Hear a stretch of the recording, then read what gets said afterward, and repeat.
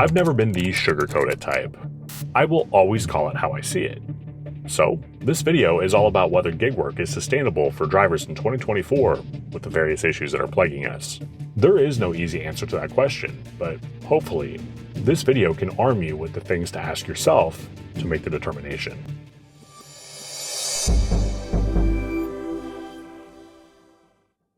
What's going on, everybody? Zach for the RideShare Guy here, and this video is an honest review of gig work in 2024. Really quick, before we get too far into the video, the Solo app will help you fix most of the issues that we're about to discuss. If you struggle with inconsistent earnings or oversaturation, check out Solo by clicking the link in the description. Solo will tell you the best times to drive in your market, as well as how much you can expect to earn. Should you fall short of that estimate, they'll cut you a check for the difference. Do yourself and your earnings a favor and download Solo by clicking the link in the description, and you'd be helping support the channel in the process. Let's continue the video. I'm just going to be blunt. These apps aren't changing for the better. They're changing for the worse, and we're the ones who are taking the hits. Let's start with oversaturation.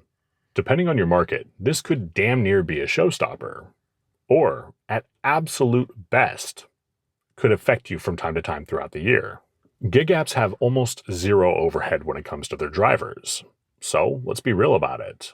It's advantageous for them to have as many drivers on the road as they can. After all, we pay our own expenses, not them. Remember, the more drivers on the road means more orders are picked up faster. Their objective isn't for drivers to get paid well. It's to get orders delivered.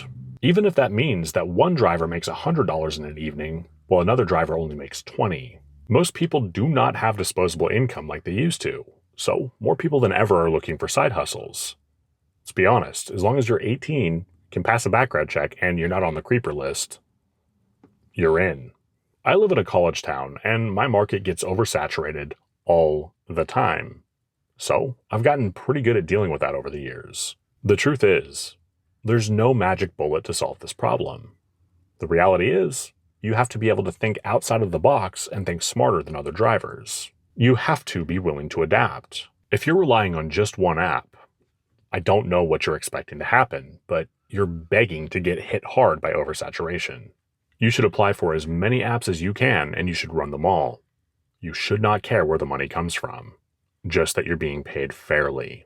Also, you should be willing to try different zones or even markets. Experience with the times that you're actually out. For example, my market sucks in the summer. However, at about 8 or 9 p.m., people start heading home from their outdoor activities, and that's when they start ordering.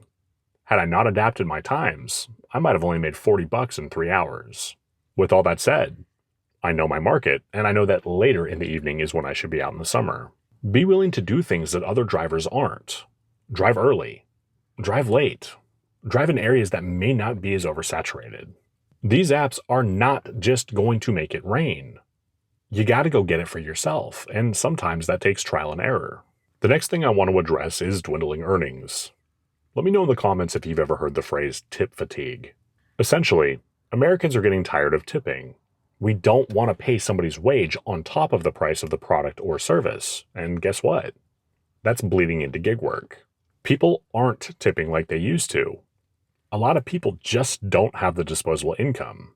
Many customers are being far more selective about where they spend and how much they spend. This creates a bit of a unique problem because we do rely on tips.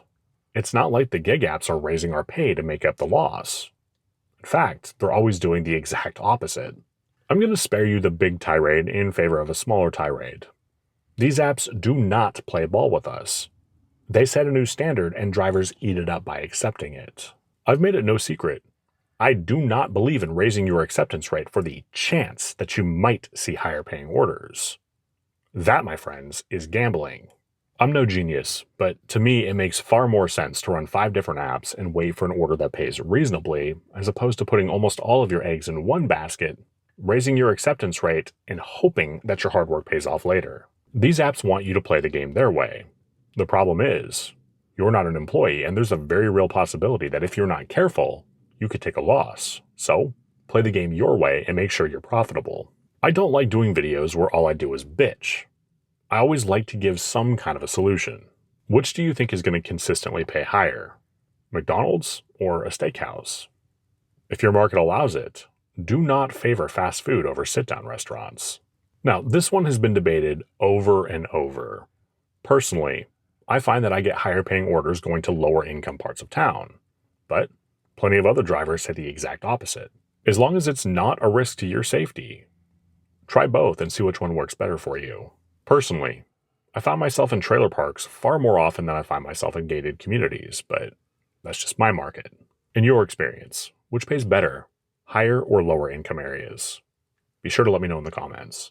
The final thing I want to address in this video is something that's affecting more and more drivers: illegal accounts. Now, I'm not trying to make this a political issue, but it's getting to the point where it's hurting the livelihood of more and more drivers, legitimate drivers. This is just my own personal opinion, and you should certainly formulate your own. But it's my opinion that drivers using hacked or illegal accounts are a gift to gig companies. Who do you think is delivering the brunt of the low or no tip orders? Sure, you have plenty of legitimate drivers doing it too, but more and more, it's people using illegal or hacked accounts. If there were no safety risks and they were only taking low-paying orders, then it wouldn't be such a big deal. But it doesn't stop there. Markets are getting flooded and good orders are getting snapped up long before legitimate drivers can even see them. As if things weren't already hard enough, we're now having to compete with illegitimate drivers just to make an honest day's living.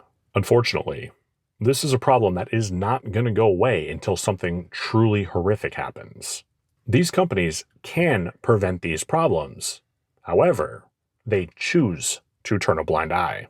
I've got a good buddy of mine who drives in Phoenix, and he went from Spark being his main moneymaker to the app rarely making a peep now.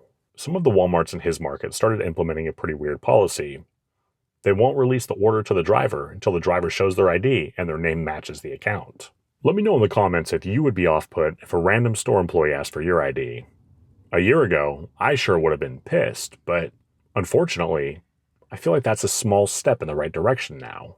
Basically, if it means that illegitimate drivers are not getting the orders, then I'm all for it. I've got one more thought before we wrap up. While these companies are getting their orders delivered cheap as a result of this problem, I think it's going to bite them in the ass.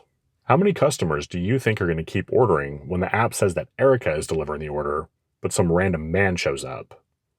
It doesn't exactly instill confidence, does it? Like I said at the beginning of the video, I am not the sugarcoat it type, and if history is any indication, things aren't going to get better. They're going to get worse. I can teach you best practices and give you all kinds of tips and tricks, but only you know if this is truly sustainable for you and your market. I've said it in a few previous videos, and I'll say it again. Develop additional income streams so you're not reliant on these apps. While it is still possible for some people to make a full-time living with gig apps, it's definitely getting harder. I guess ultimately what I'm trying to get at is you've got to ask yourself, is it just a season or is it a new normal? Just make sure you're always profitable and the work is sustainable. If you haven't done so yet, please do consider pressing the like button and subscribing to the RideShare Guy. You can catch my videos here every Tuesday. If you enjoyed this video, check out this video next where I analyze Uber's claims that drivers are making more money. I'm Zach Drives Fast for the RideShare Guy. Take care.